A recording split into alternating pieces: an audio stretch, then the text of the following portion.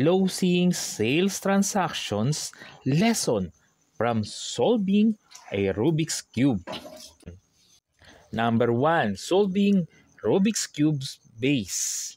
The white cross is symbolized building the foundation, building trust, establishing rapport, understanding client needs, and creating trust.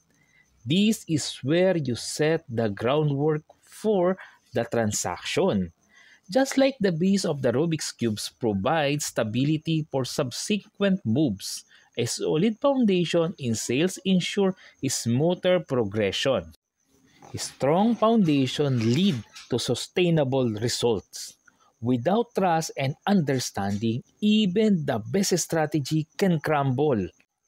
Take notes during this stage to document your client's key concern and preferences.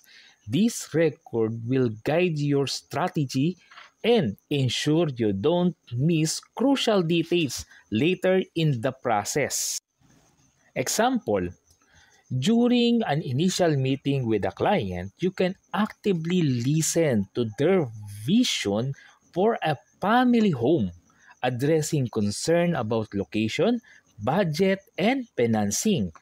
By showing empathy and knowledge, you create a solid starting point for collaboration.